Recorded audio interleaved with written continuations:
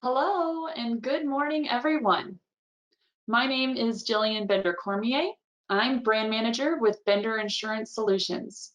We want to welcome you to another educational Bender U webinar, Pandemic Pivot, Rediscovering Your Brand's Marketing Plan. Some housekeeping notes. At the end of this webinar, we will have an engaging Q&A session that I will be facilitating. If you have any questions during the webinar, please feel free to type them into the chat box or in the Q&A section.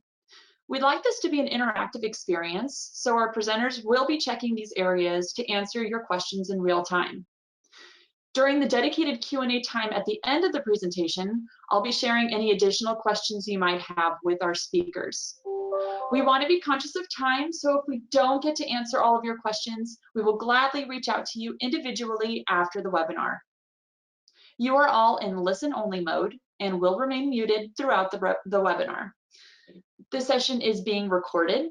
At the conclusion of the webinar, the recording link will be forwarded to you. We have a fantastic set of experts sharing with us this morning, and I get the honor to introduce them. Debi Hammond is the founder and CEO of Merlot Marketing, an award-winning national marketing agency that specializes in brand strategy, advertising, social media, and public relations. With a roster of local, national, and international clients, its team has won numerous awards for brand development, web design, advertising, events, promotions, public relations, and social media. An award winner herself, Debi has been recognized as a leader in business and marketing. Most notably, she's been named one of the Sacramento Business Journal's top 40 under 40 and PR Person of the Year by the Sacramento Public Relations Association. And just last week, Debi was honored as a woman who means business by the Sacramento Business Journal. Congratulations, Debi. Now to share about our other panelist, Brenda Forman. With 15 years of experience at Merlot Marketing as Vice President, Managing Director, and Strategist, Brenda guides marketing strategies for the agency's local, national, and international clients. Brenda has secured numerous international and national marketing awards in all marketing categories. She was named Media Person of the Year by the American Advertising Federation, and she was recently recognized as one of the Sacramento Business Journal's 40 under 40 business professionals. We at Bender Insurance Solutions have worked with Merlot and their fabulous team for many years and are thrilled that they are able to present on this important topic for so many businesses at this time.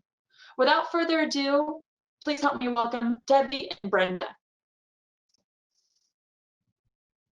All right. Well, thank you, Jillian. We appreciate the invitation to share some insights on marketing during this, well, somewhat crazy time.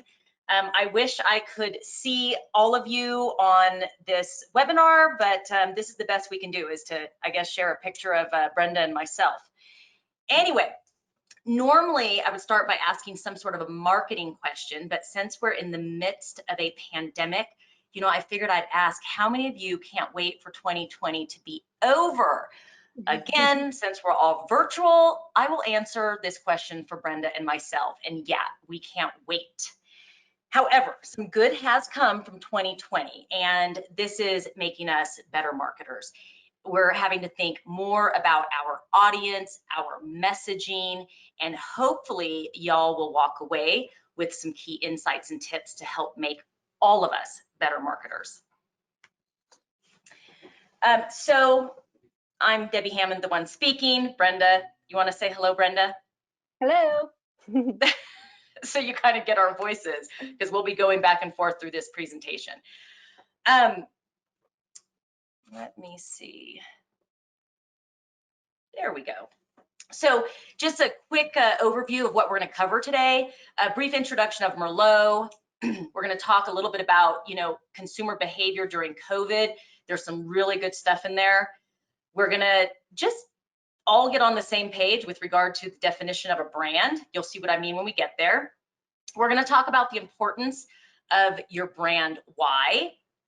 And then we're going to end with 5 tips that we hope will help you walk away a better marketer, and at least with some ideas to take back to your businesses and implement.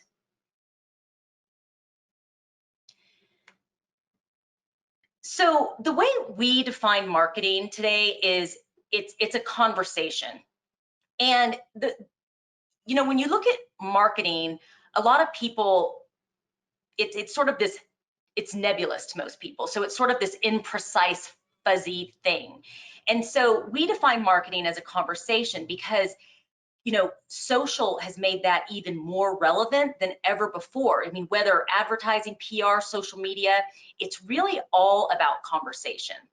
If you're facing some sort of a PR crisis, the very first thing you want to do is change the conversation. If you're launching a new product or service, you want to create a conversation. And if nothing is being said about you at all, you probably want to start a conversation. So, I think the biggest difference is that marketing is no longer one directional. Our targeted audiences have access and a voice. And for good or bad, they will use them, as we all know from Yelp and social media. So, ultimately, marketing has changed dramatically. And we think Don Draper had it right. It's really about a conversation. And we have an opportunity to control that conversation. So just to give you a brief overview on Merlot, we are a national agency with offices in California and Nevada. We work with clients locally and all across the country. And I'll tell you, we are all facing similar yet unique challenges. And in some cases, our clients are seizing amazing opportunities, and you can too. We also work with a few international clients, one of which is in Italy, where they faced early and deep shutdowns. What I can say is that whether local or national or international, this pandemic is affecting everyone and every company in one way or another. From a marketing perspective, our job is to try to provide some insight and help see some opportunities along the way.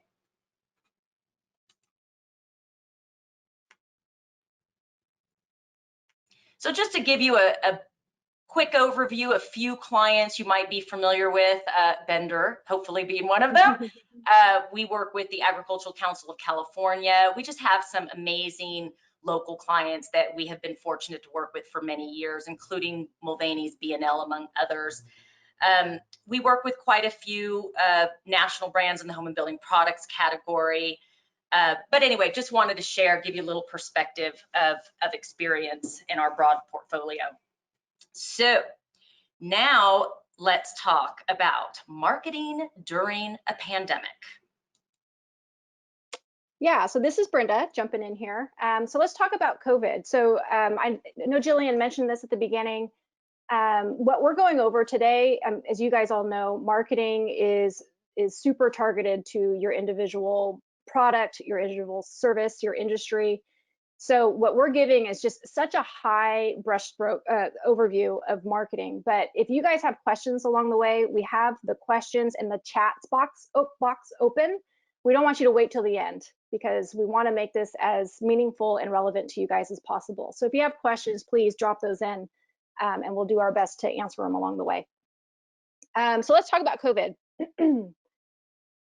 So, Debbie and I, we've been doing this for well over 20 years. We survived the aftermath of 9/11. We survived the 2008 recession.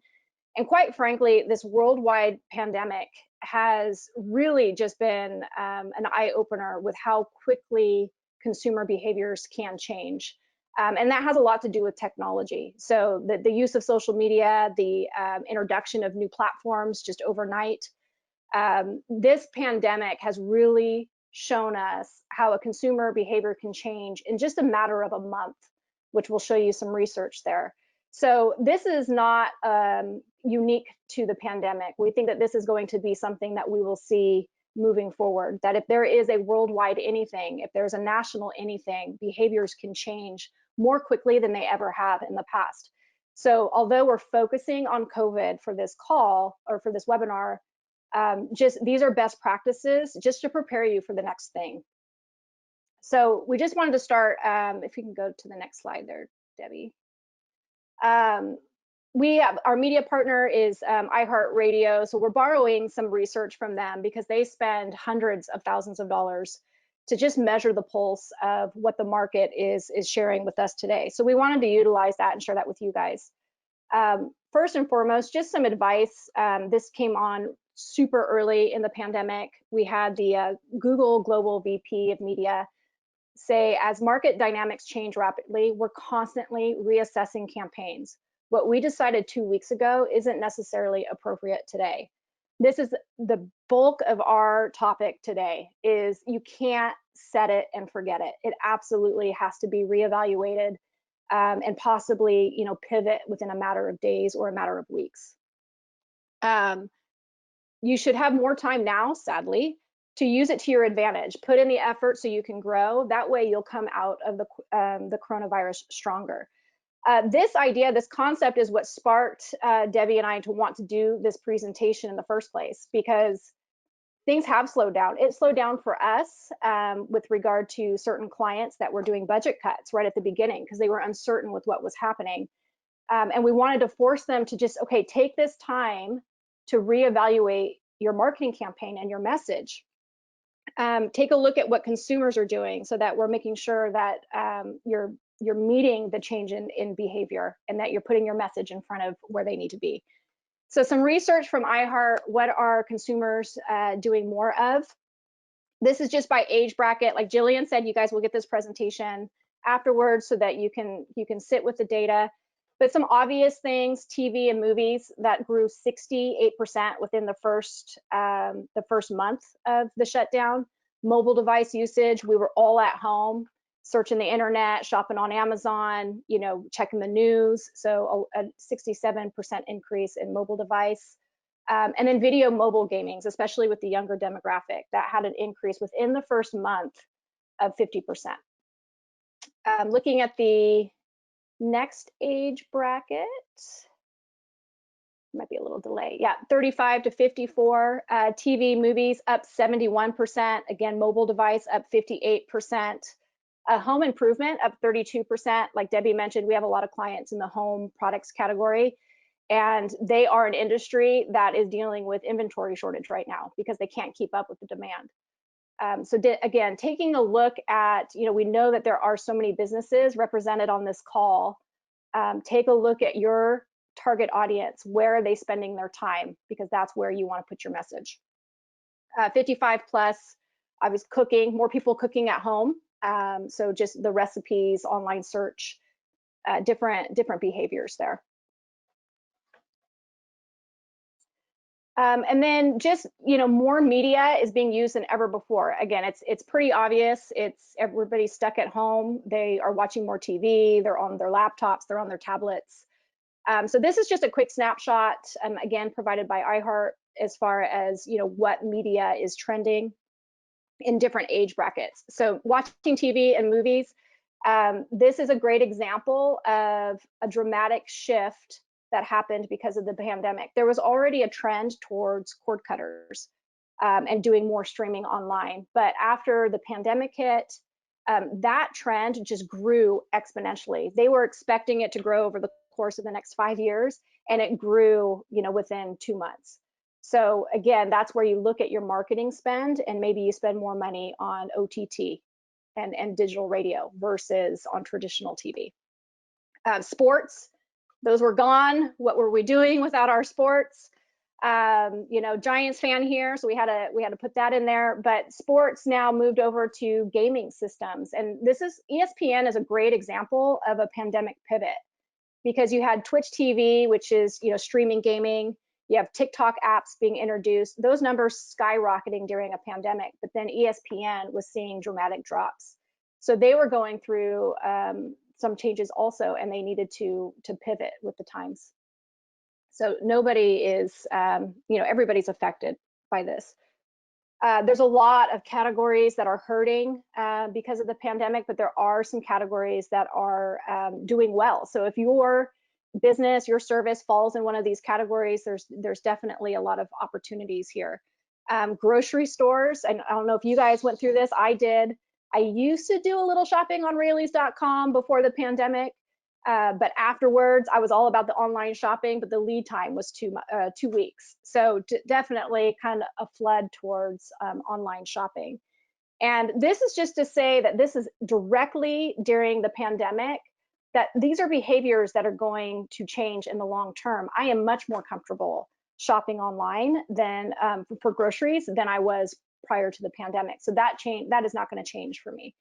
Gyms are closing, and so now people are investing in home gyms. They're going to be working out more. There's Peloton. Hello, Peloton has a 3-month window for orders. So just again, this is taking a look at the categories. How does it relate to your business, your service, and how are behaviors changing in the long term?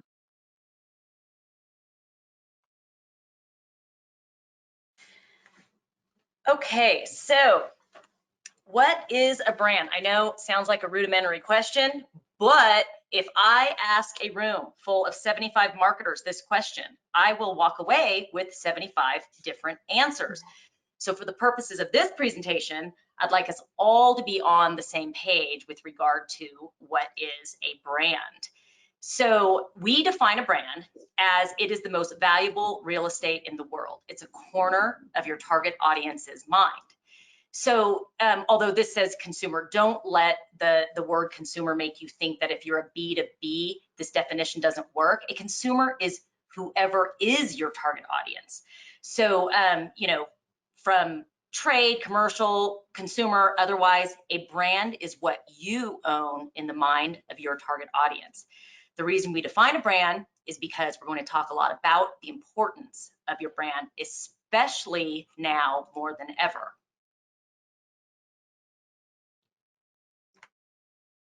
So we've defined a brand, but what makes a brand so valuable? A brand, once again, is what you, the organization, makes it. A lot of companies make their product their brand, or they'll make, let's say, their core service their brand. Your brand is so much more than that. Again, especially now during COVID, and this is what I mean by that. So, you know, now more than ever, people really want to connect with companies and brands on a more emotional level versus this transactional level. So, you know, people act on what they feel and believe, not on what they know. And I know we think we all don't, but we do. And that's why it's so important that you need to capture the heart and the mind. So, you know, in times of crisis like a worldwide pandemic, consumers want to believe that the companies they work with and the brands that they buy from are authentic and care about their customers. So now is the time to look at your organization and reevaluate, you know, how can you better connect with your customers on an emotional level? So once again, we all say that we don't buy because of the brand or the brand name, but the fact is we do. It's subconscious. So, you know, we then go and justify the buy with facts, with features, with benefits. It was on sale, whatever.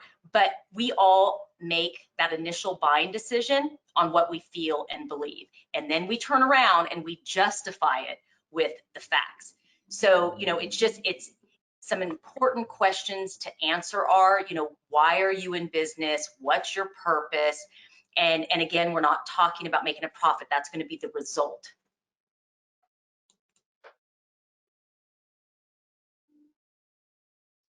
So if you're familiar with Simon Sinek, he's an author and a motivational speaker. He has tremendous insight into human behavior and marketing. And his philosophy is that people don't buy what you do, they buy why you do it. So once again, if you're familiar with Simon Sinek, you're probably familiar with the concept of the golden circle. His premise is that the traditional way of marketing no longer works, and we couldn't agree more. And that is, you know, basically to market what you do and sometimes how you do it. The concept is that most companies act, think, and communicate from the inside out, and his philosophy is that is all wrong. And the reason why is you know what you do and how you do it, but do you know why? And it's the why that people are really going to care about. Your customers usually have a good idea of what you do. Some probably have an idea of how you do it. But again, the big question is why? Do they know why you do what you do? That's what makes people care. That's what makes people connect on an emotional level. So he talks about the fact that the power of why is not opinion, but rather it's biology. It's how humans think and make decisions. So I'm going to give you a real life example of what I mean and how it works. But if you want to really understand the concept of the golden circles, all you have to do is search Simon Sinek, the golden circle on YouTube. And it is a great video that will really give you a better understanding of this entire concept and the power behind it. I believe the video is about 15 minutes. You know what? A solid 7 minutes in, you'll get exactly what you need.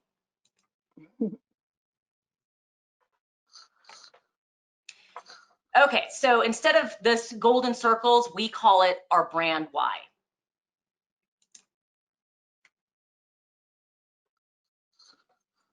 So this is a company, a client, and they make inertial measurement devices. So essentially what that is, it measures yaw, pitch, and roll. It essentially keeps your automobiles from flipping over. They started in aerospace, and as of, I believe, any car manufactured after 2012 has one of these inertial measurement devices in it. So it essentially makes driving much safer. So this company, they know what they do. They make, one of the best micro gyros on the market. They know how they do it with proprietary use of quartz within this technology. But the question is sort of why? Why does this all matter? So we asked them. So we took this company through our Rediscover process, and it was very difficult to get the executives in the same room. Essentially what they said to us was, you know what, we've been working together for almost 20 years.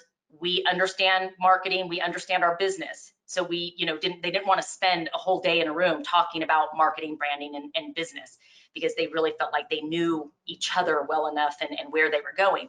But as marketers, again, it goes beyond your product or your service. I mean, we have to really get to the why of the business.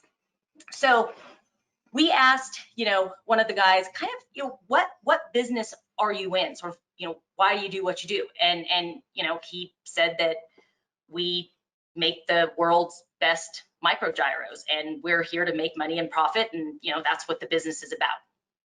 And we asked the other executive the same question, and he thought about it for a few minutes, and he said, we're in the business of saving lives.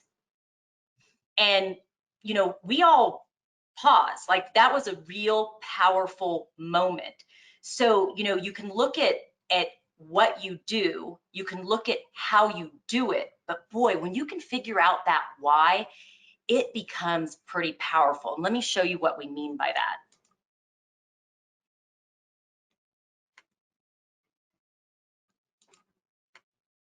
So we can market this, the best quartz-based microgyro, give all the facts, the figures, the benefits, etc.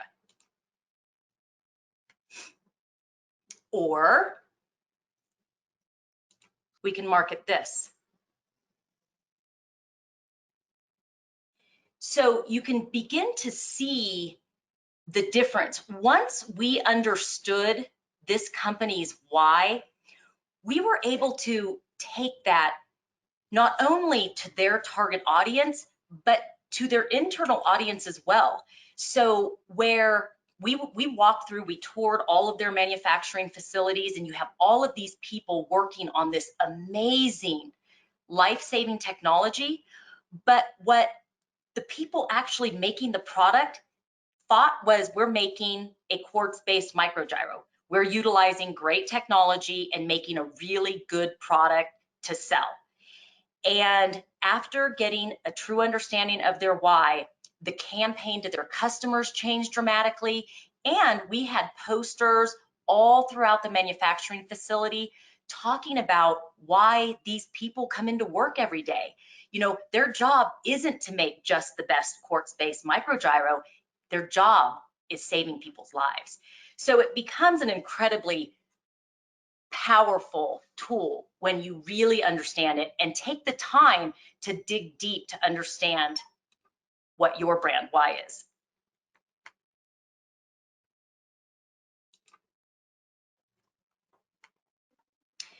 So, you know, you can get started in developing your brand why by asking yourself and your key stakeholders a few of these questions. So first, you know, what is maybe one word that your organization owns in the mind of your target audience today?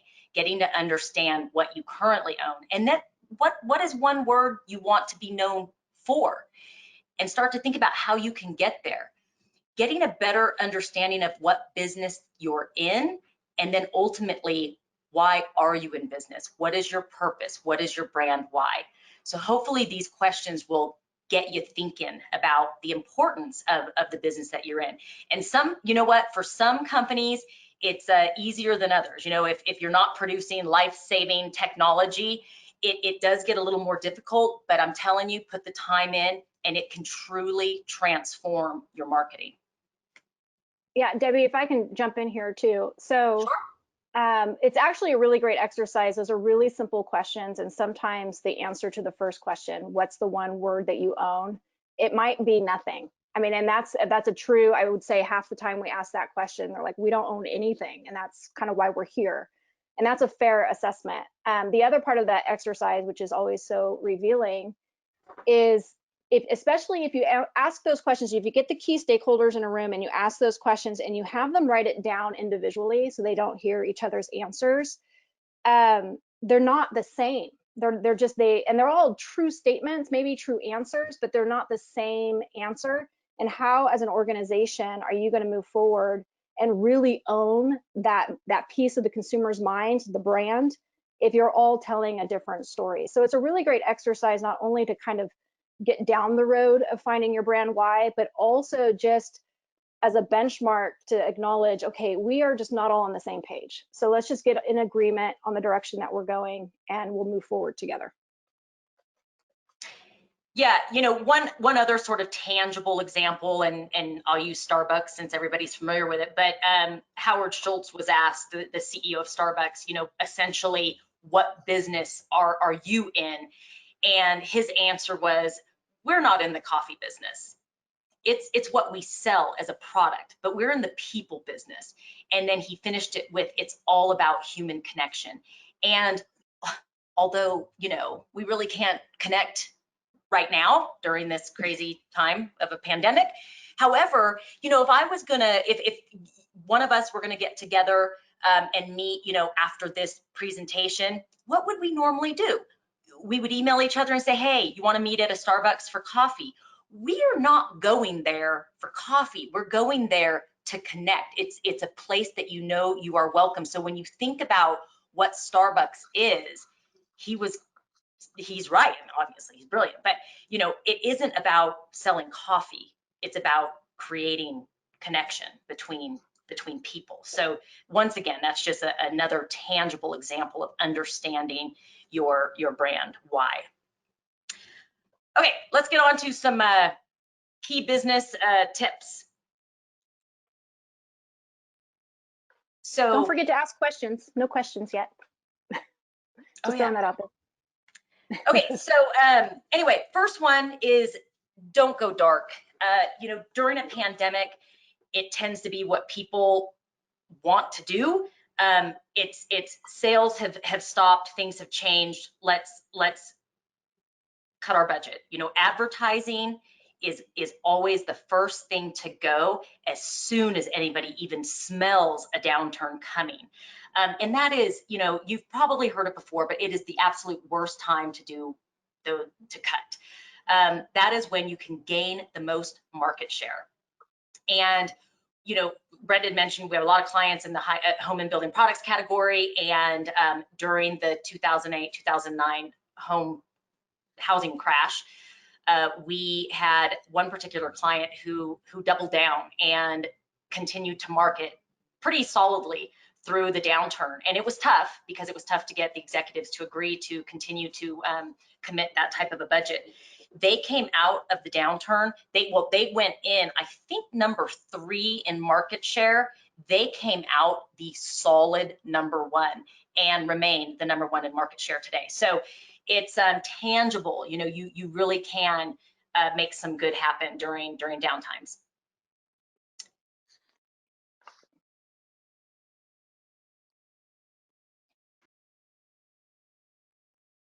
So, you know, looking at this image, this is almost all of us right now, multiple devices sitting in front of a computer screen. You've probably got your phone in one hand or sitting right next to you. There's probably a TV screen somewhere in line of sight.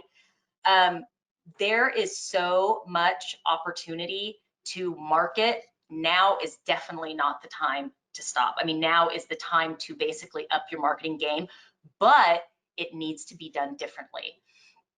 So, you know, for instance, now's probably not the best time to run a full advertising schedule in a trade journal that is being sent to empty offices. However, it may be the perfect time to run an all digital campaign with that same publisher. So, you know, now you need a robust online presence because, again, that is where we all are today.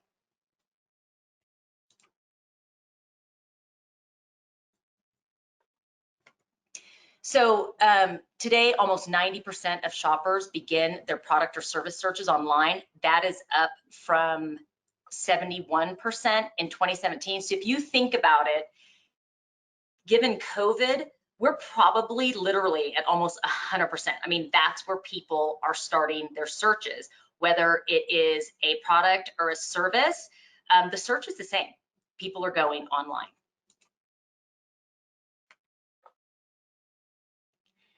So when you think about, okay, where are people going? The first place that they're probably going to go is to your website.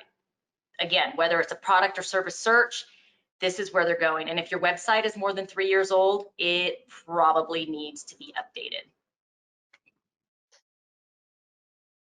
So, you know, again, your website is going to be the first place people are going. There's probably more traffic there than ever before. And, you know, there's just sort of some musts when it comes to your website. First, it must be responsive. And we're not just talking mobile friendly, but device friendly, where it automatically adjusts to the device that it's being accessed from. It needs to be visually compelling, large, beautiful imagery that tells a story. As most of you probably know, people do not read anymore. So, you know, make it pretty and make it big. You know, have motion, some ambient video, something that moves. You know, once again, there's a lot of noise in the marketplace, so you need to stand out, and that's one way to help you get there. And then, of course, it needs to be SEO optimized. Google's algorithms change all the time, so you really need somebody who knows what they're doing to ensure that when people are searching, they're finding you. So now let's talk a little bit about social media. You know, how important is it? There's your answer. This is no longer an option or a secondary or tertiary marketing platform. It is truly important for all companies. I think where companies get in trouble is that they assume they need to use social media like, you know, large consumer brands, but you need to use social for your business and your target audience, which means, you know, you need to be smart and strategic with your plan. But social has definitely changed. It used to be an option. It's not anymore. And you really need to approach it with a sound strategy. It's not just about posting. It's so much more than that.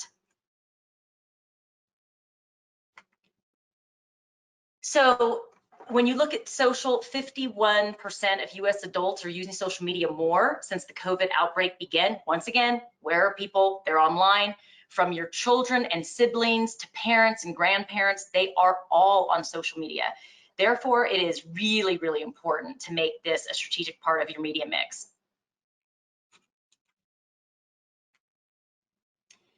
Now, you know, if you're a B2B brand, you don't need to feel like you need to be on TikTok just because it's like the fastest growing platform. But you know, it's not to say not to use TikTok. In fact, we just recommended to a client that they add TikTok because that is where their target audience is. What you really need to do is just determine where your audience is and nurture those social media sites.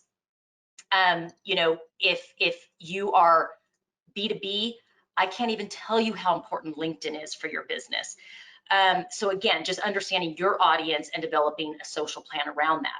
Now, we get asked for whatever reason all the time, is Facebook dead? Do we really need to use it anymore? And our answer is that it is still your largest funnel. So no, Facebook is not dead. It's where more people are than ever before. And let me give you a graph on this. So, I mean, if you just look at this, that top one, if you can see it, is Facebook, and that's where people are. I mean, you know, Facebook and YouTube are the most widely used online platforms, and its user base is most broadly representative of the population as a whole. Surprisingly enough, your sort of older generation and millennials, they're on Facebook. It is still the biggest funnel. Yeah, and just if I can jump in here too, so where Facebook and Instagram started as social platforms, it's certainly Facebook has made tremendous investments in making it a marketing platform, and that's where the advertising side comes in. Less than 3% of your Facebook community will see your content, and Facebook did that on purpose because they wanted it to be a revenue generation for the company. So. But they provide a lot of targeting capability. So if you are going to invest telling your story on a social platform, you have to consider advertising on it as well, because Facebook will purposely not serve up your content to your community unless you boost it or do an advertising campaign. But there's so many targeting. You can geo-target, you can target based on likes, based on behaviors. There's a lot of opportunity to get your message in front of the right audience, but you do need to do both. So, you know what, another area is if you don't have a huge, robust advertising budget, you know, you really should embrace public relations.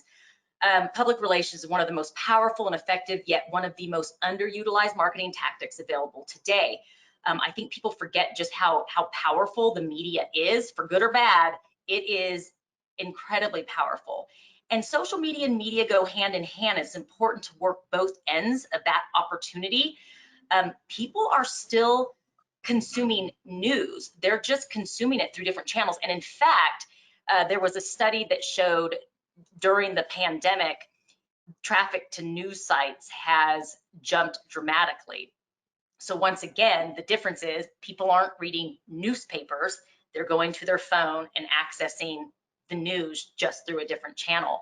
And this is a wonderful opportunity for you know, for press coverage, for impressions. Once again, you know, PR provides an ROI almost like no other.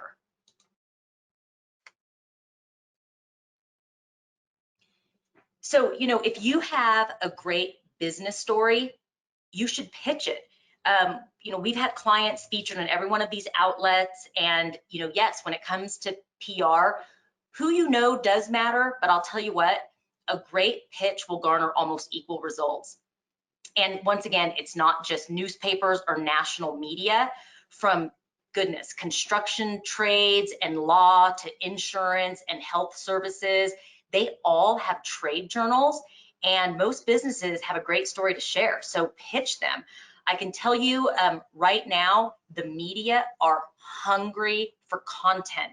You know, editors and reporters used to be out there, you know, talking to companies and organizations and people and using their connections. With the lockdowns, they're having a hard time getting content. So now more than ever, pitch. I mean, you can garner hundreds of thousands or millions of impressions. Then you want to take that coverage and promote it through your social media platforms and email marketing. You can leverage it in so many ways. You know, again, don't forget to place it on your website. You know, media coverage provides this sort of third-party credibility, which quite frankly is even more powerful than advertising. And I think with PR, it's, you know, you don't miss what you don't see. So because your story isn't in the Wall Street Journal, the Beat, or in a trade pub, you don't miss it. But what if it was? What if it was all three of those places? Now you can start to see the ROI that you're missing out on.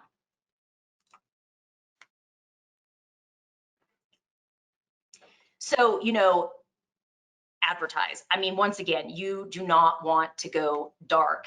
And advertising, like we mentioned before, is usually the first thing to go. Now, it's not to say, you know, you can reduce your advertising and be super smart and strategic. You know, marketing is all about these elements working together.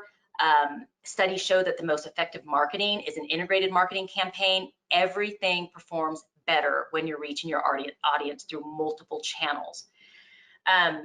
So, you know, if you can't advertise in some of the more traditional or more expensive digital channels, you know, Brenda just spoke about it, then make sure you're promoting your story through social media. Once again, Brenda mentioned, but social media advertising is not an option, it is a must, because it is an absolutely pay-to-play platform today. Again, Facebook serves up less than 3% of your content to the audience that you built and created unless you pay for it. So, you know, if you're spending time, money, energy on content, just know that unless you're putting dollars behind it, almost no one in your target audience is going to see that content. So once again, you know, not everybody has huge advertising budgets, but you can be super smart and strategic and really make a difference with getting your message out there. So let's just jump into tip number 2, and that is tailor your message to the time. So we spoke a lot about, you know, having to pivot. The basis of just anything during a crisis, really, it's all around being able to pivot and also just not being tone deaf. So that's what this section, this tip is all about. How should your messaging change during the time of a crisis? So if you have your brand why, that's why the brand why is so important, because it's sort of your compass. It's truly who you are, and you don't want to deviate from that. So it keeps you focused, it keeps your company focused and your team focused, but you should tailor your message while still staying true to your brand why, tailor it to what's going on. So things to consider: the timeline. You know, right now things are changing so rapidly. We have another strict lockdown taking place today. So just take into consideration the timeline and how your message relates to that. Your brand pivot. So again, staying true to your brand why once you've articulated that, but tailor your message, change your channels, make sure that you're adapting to what's going on. And then corporate responsibility. This is certainly, you know, companies, or I'm sorry, people look to brands to be responsible and to help with the community. So take a look at what you can do in that regard. Different ways to message. You can focus on COVID, you can address the new normal, just to make sure people know that you're aware of what's going on, and just evergreen content. So maybe you have your brand why and you want to tell that story. That's something that you can still promote during a time of crisis. So again, there's just a lot of different ways that you can take your message. So take a step back. You can directly address COVID, you know, give reassurance that we're all in this together. Just more of an emotional story. Adherence. So if you have a service, if you're in plumbing or in maintenance of any sort, so you want to just communicate how your staff is staying safe to keep customers safe. Philanthropy, if you are giving back to the community, you're helping nonprofits. If you are a nonprofit, this is a great time to promote that. And then just some non-promotional messages. You're ready for business, you're open. I mean, sometimes a lot of restaurants, you know, you just need to let people know that you're here, that you're open, that you accept DoorDash. Just, you know, get the message out there that you're open and ready for business. Content sharing. This is a really great one, especially on the PR side too. If you are an expert in your field, if you're in finance, if you're a CPA, and you can offer your expertise, because things are changing so rapidly. So PPP was not even a thing a year ago. But the rules and the laws have been changing so rapidly as it was introduced. So if you're in the finance industry and you can offer your expertise to the media, share that. You're not promoting your interest rates, you're not promoting your product packages, you're just sharing your knowledge, and it's great exposure for your business and your authority on the topic.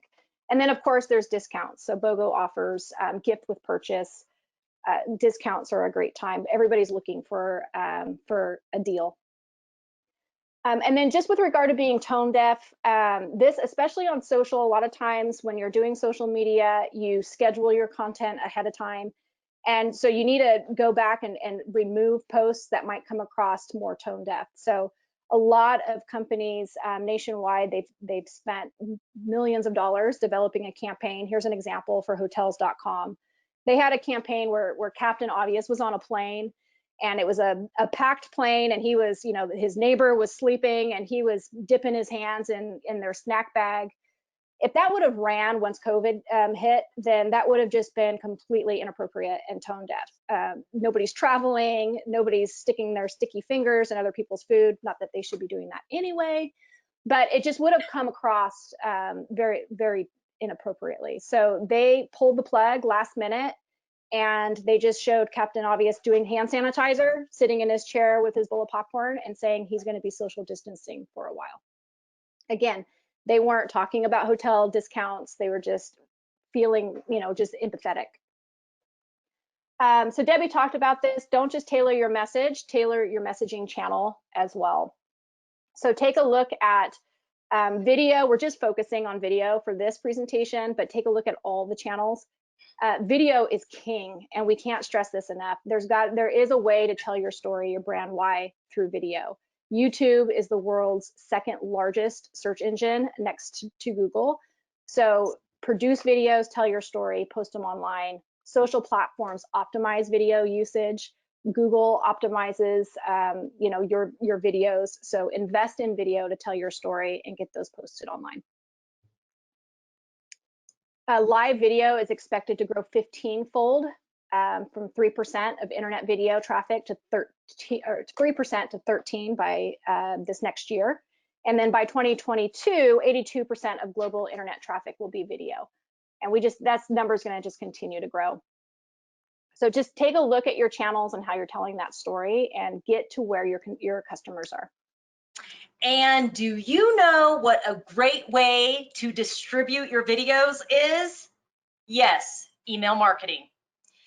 So email marketing is more important than ever before. I mean, it's funny because this is another one of those marketing areas that people ask if it's even worth it. Is it still, you know, relevant, whatever? Our answer is absolutely yes. And, you know, here's why. Globally, in 2019, there were 3.9 billion email users. By 2023, that figure is set to grow to 4.3 billion. I mean, this is where people are. Once again, they're at home in front of their computers. So, you know, email is the third most influential source of information for B2B audiences, behind only colleague recommendations and industry-specific thought leaders. So, you know, it's almost as powerful as word of mouth. I mean, it's a pretty powerful marketing medium.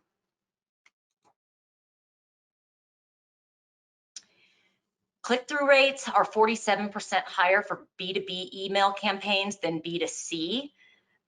However, you look at this next stat and you know it's pretty powerful there too. Consumers who purchase products through email spend 138% more than those that don't receive email offers. So again, just looking at how powerful email marketing is now more than ever. Interestingly enough, you know, people think millennials aren't on email, but 73% of millennials identify email as a preferred means of business communication. And if you look at the stats, there are about 71 million millennials. 73% of that is over 51 million. So there's a lot of millennials on email, and then of course among other generations. So you want to make sure that you're where the target audience is. Now, it's not to say you're not going to do mobile marketing and that sort of thing, because, we do know personally millennials do not use email. I mean, they are probably almost 100% mobile. The median ROI for an email campaign is 122%. You can expect a return of $38 for every $1 you spend. Now, again, these, yes, are statistics from various, research organizations. These numbers can change dramatically, but if you really look at it, I mean, the ROI on email marketing is pretty amazing. On average, email marketing yields about 4 times more ROI than any other digital channel. So it's powerful. And once again, go where your audience is, go where human beings are right now. And where are they? Sitting in front of a computer. Okay, so I want to be cognizant of time, so we have about 10 more minutes. So our fourth tip is constant communication and touch points. So I know we've talked a lot about advertising and PR, and it's like, well, what if I don't have an advertising budget? Really, the point is to take a look at every point of brand interaction. So take your business and how do people engage with your company, with your service, with your product, and that is an opportunity for you to promote your brand why and your message. So we're excited to share this with you guys. This is something that we use with our clients, and as simple as it is so powerful and has helped us out tremendously, especially as we have to pivot sometimes overnight. So essentially, this is our ecosystem, our communications ecosystem, and we're going to provide this as a PDF for you guys after the call. Essentially, Debbie, would you mind going back just for a second? You put your brand, your company in the center, and you look at every single point of brand interaction. So whether that's advertising, social media, PR, internal communications. Nobody's attending trade shows right now, but if trade shows is a thing that you do, put it in there. Outline every point of brand interaction. How do people answer the phone? What your email signature says, like every single point, put it on this map. So that way, when you need to pivot, it's a checklist so that you're not missing anything. You're not missing any opportunities. And usually when you have to pivot, it's in a bit of a panic. So this is just a really great foundational tool to make sure that nothing is missed. And it's not to say that you have to change every single point of brand interaction, but at least you've acknowledged it and you haven't missed it. So we're going to provide this as a tool, customize it to your business so that it makes sense to you, get all departments involved so that they can put their insight in there. And then it's a dynamic living document so that when things have to change, you can make sure that it's being communicated on the website, it's being communicated on the phone scripts. Every single point of brand interaction is addressed. So we're going to provide that to you guys as a tool. And then our fifth tip is just marketing planning instead of plan. So, how has your marketing changed since the pandemic began? And if it hasn't, then it needs to as soon as possible. Do you have a marketing plan, or better yet, do you have a roadmap or a rollout grid, which is what we do? So if your plan looks like this, which a lot of them do, they're in binders that sit on a shelf. Nobody likes to read, as we've talked about. So it's kind of a set it and forget it plan. We recommend taking a step back, using the ecosystem map, the communications ecosystem that we're going to provide to you, reevaluate and reallocate your resources on purpose with a strategy in mind. And the most important thing is have a plan that has the ability to pivot. So like Debbie said, right now may not be the right time to advertise print in a trade that's going to publish in 2 months. Go digital. That way you can change your message on the fly. Depending on your industry, things are changing overnight. Restaurants, for sure, this rings true for them.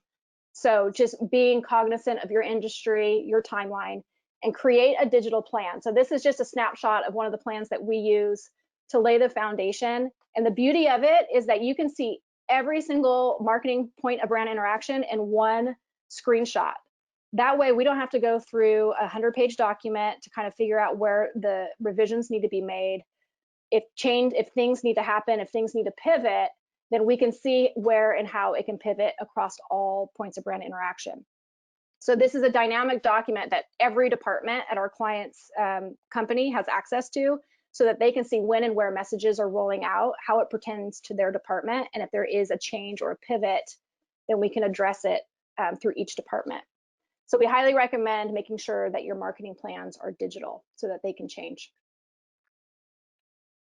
Okay, 5 minutes to go. So to recap, number one, we want to, it's so important to articulate your brand why.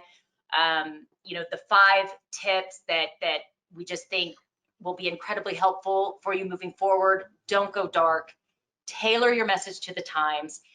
Email is incredibly powerful now more than ever before. Ongoing, constant communications, and once again, marketing planning, not just an old-timey marketing plan, because I'm telling you, during a pandemic, I think I've heard the word pivot a million times, and it's the world we're living in. So, if you are utilizing it's all about marketing planning and really having the ability and the openness to pivot along the way. Oof. That's it. Hopefully y'all have some questions. Fantastic. Thank you guys so much. Wow. I mean, I don't know about the rest of you that are listening, but I've got a page in front of me that is just chock-a-block full of notes. So that was such a fantastic session. We do have 4 minutes left for all of your questions. So if you do have them, now is the time to shoot them over. Okay. Yeah, and actually, if I can just say something also. So we are going to provide that that communications ecosystem as an attachment, and then we have our emails here. So again, marketing is all tailored to your business, your own unique challenges. So if you guys have any questions, don't hesitate to reach out. Fantastic. Thank you so much, Brenda. All right, we have a question that's come through. How do I differentiate my business within the marketplace, especially during a pandemic? So I think the very first thing you can do is take a look at your brand why. Nobody does your business with the reasoning and the passion and the purpose that you do. So if you can articulate your brand why, that is the first step to differentiating your business in the marketplace.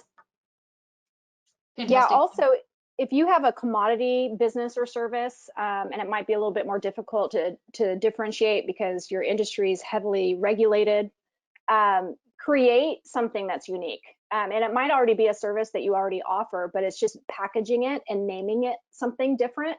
So, what extra steps do you guys put into your process that make you unique, and then put a name to it, brand it, so that it's a product or service package that you can promote that differentiates you from your competitors.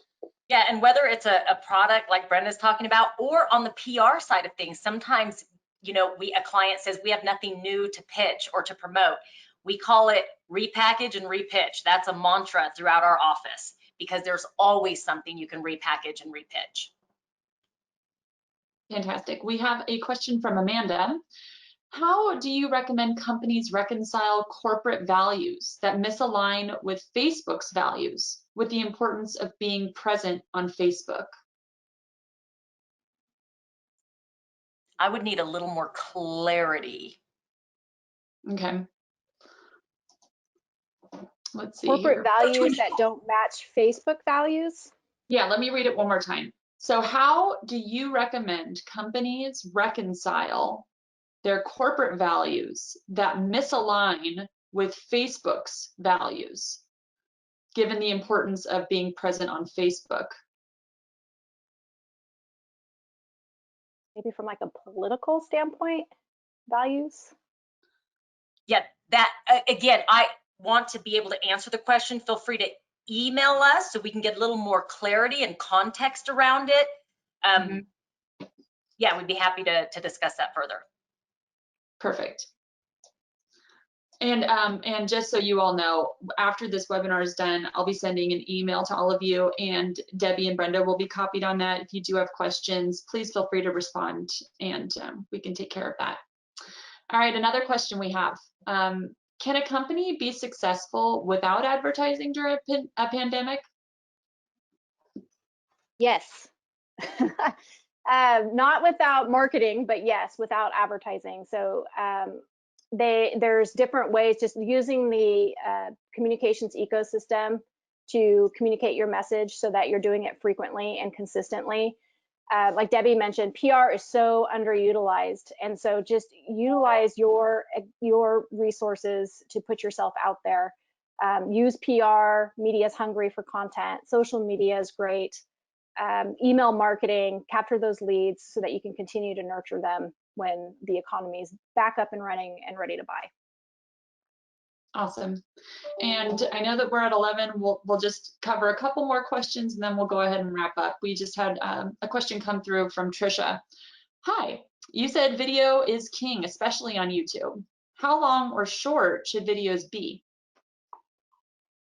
That is a really great question. And, you know, the easiest way to answer it is short. However, it really depends on the content and it depends on the audience. So it is all about strategy. Who's the target audience? What's the content? If it's, you know, something that you want to put out on Facebook, you know, or through social sites, you definitely want it short. But, you know, if you're doing, you know, if you happen to be in healthcare and you're doing some in-depth presentation or interview, it can absolutely be longer. So once again, it really is dependent upon strategy, target audience, and the content, what you're talking about. Fantastic. And we'll just wrap it up with this one question. Again, folks, any other questions? We will get a report afterwards seeing your questions and we can follow up with you. If we don't have a big budget, what is the best way to market your brand? Social and PR. Social and public relations is really just incredibly powerful. You know, a perfect example, again, I'll use a huge brand because everybody knows it and kind of gets it and understands it, but Red Bull, although they spend millions on advertising now, they built their brand through public relations. This was prior to social media.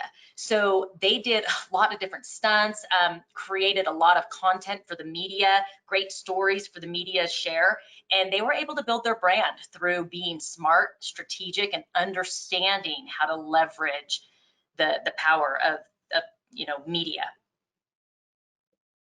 Yeah, and I will say too, emails are gold. So email is a long-term relationship. So the more you can do email capture in any tactic that you implement, that's a relationship that you can continue to nurture long-term. So that's where a lot of our strategies during this pandemic, where our clients aren't selling products just because their industry is shut down.